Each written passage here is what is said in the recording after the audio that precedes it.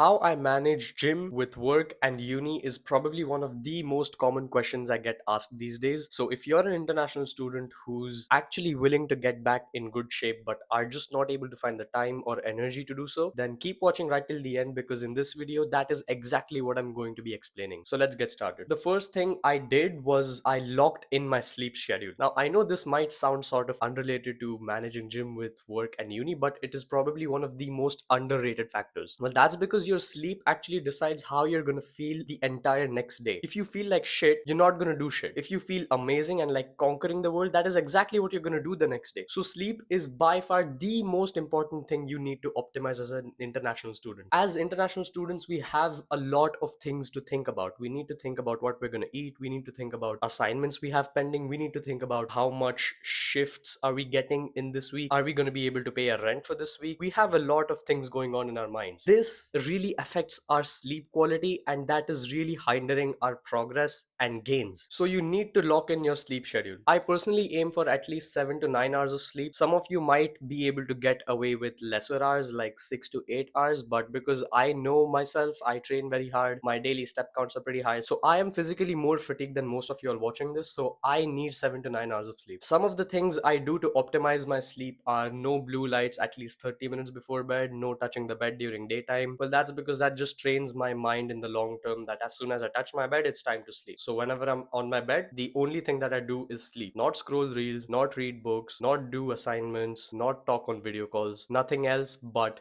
sleep. The next thing that I do is meal prepping. Cooking is probably one of the most time consuming tasks of the day with the least amount of return, because what you eat generally takes lesser time to finish than how much time you spend cooking it. So there's literally no point in cooking twice a day. So what I personally do is I only cook once a day. When I cook for my lunch as well as dinner, or maybe even once in 2 days sometimes if I'm cooking in bulk. This is actually even good for your diet because your macros and calories are already tracked and planned. So it's much easier to track your calories this way. Plus, it also avoids you from eating outside a lot, because if you've already made food at home, you're most likely not going to spend your money and time and energy eating outside. So make sure you meal prep, because this is probably one of those tasks that frees up so much of your time and mental bandwidth. The next thing I did was that I realized I have time, but I'm just not spending it wisely. The most common reason when I ask people why they haven't been to the gym is because they don't have time. And I don't consider that to be true at all. I'm pretty sure that is exactly what you're thinking as well. Just because you don't have time, that is exactly why you're not being able to go to the gym. That is why you're not being able to cook food. That is why you're not being able to hit your daily protein and all and all and all. I am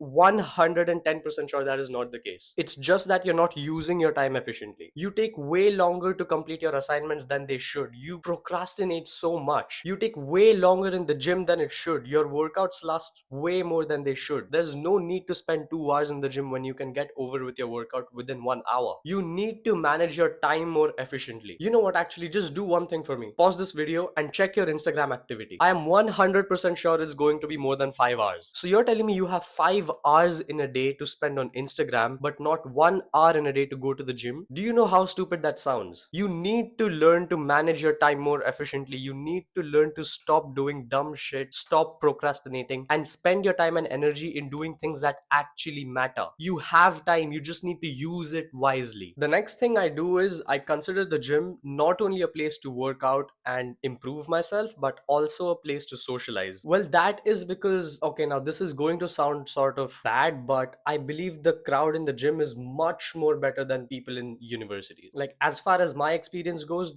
the people in universities over here are mainly just dumb weed smoking dorks. And I honestly don't find any interest in hanging out with them or spending my time with them. When you go to the gym and you meet people over there are actually interested in improving their physiques and in improving themselves. And I honestly find it better to hang out with such people more than people in universities who don't have any idea of where their life is going. Now, I'm not saying everybody you meet in university is going to be like this, and I'm also not saying that everyone in the gym is going to be productive as well. Some people actually gym just for the sake of gymming. They consider gym as something productive, and like they'll go to the gym for 2 hours in a day and then spend the entire day in their bed thinking they did something productive. That is not what I'm saying either. But the probability of you meeting someone with similar goals as you, someone with similar motivation as you, someone who you actually want to be like, is much higher to be in the gym as compared to being in university. Honestly, some of the best connections I've made here in Sydney are in the gym and not in my university. And this is going to take me to my next point, that is, you have to be ready to give up your social life. Now, I know this sounds sort of contradictory to my previous statement about the gym, but I'm not here to sugarcoat things. Your social life is going to be the sacrifice if you actually want to do something more than just study and gym. If you're really serious about getting in better shape, about earning more money and doing more shifts and getting your work done, about studying and learning and getting good grades in your assignment, as well as doing something extracurricular. For me, it's content creation. For you, it may be something else. For you, it may be another side hustle or something. Then you need to understand that you only have limited time in a day. You need to give up time for something else that is not as productive, that is not aligning with your goals, and assign that freed up time to something else that needs more time. People will keep telling you all the time, balance is key, balance is key. But you know what? They're usually the type of people who are not good at either of the things. I have so many people in my university who try to tell me, bro, you need to live life. You've not explored Sydney yet. You've just buried yourself in gym, studies, work, and with your YouTube channel. And they're honestly the ones who are not scoring that good in their assignments, who are usually out of shape. And I find that to be funny, because what position do they have to tell me that balance is key when their life is a mess? You need to understand, bro, there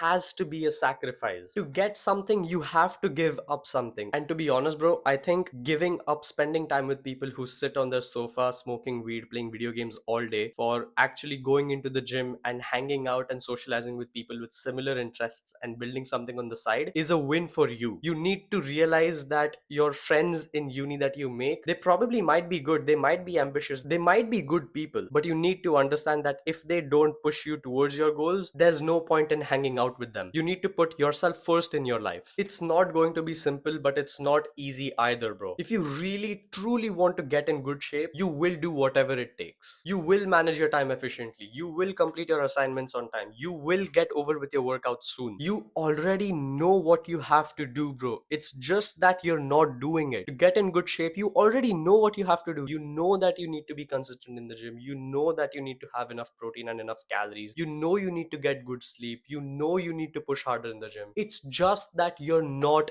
doing it. And probably one of the biggest reasons why you're not doing it is because you're spending your valuable time and energy in hanging out with the wrong crowd. This was honestly the biggest realization I had. I was hanging out and trying to fit in friend circles that I don't really belong to. I was feeling hollow from the inside. It is going to be lonely, but you need to understand what your priority is. Is your priority making friends, or is your priority building up your future? Decide for yourself. Now, if this video actually motivated you to get in better shape and lose more fat, then I've actually made a complete fat loss guide. The link for that guide will be the first link in the description box below. It is a complete 11-step fat loss guide. It teaches you everything you need to know about fat loss. It will teach you how to calculate your calories, macros according to your own personal body's needs, and it literally costs lesser than what you spend at McDonald's in a day. So do give it a shot. Invest in your health instead. Hope you found this video helpful, enjoyable. Share it with a friend. Like, comment, subscribe, and do let me know what my next video topic should be, and I'll see you in the next one.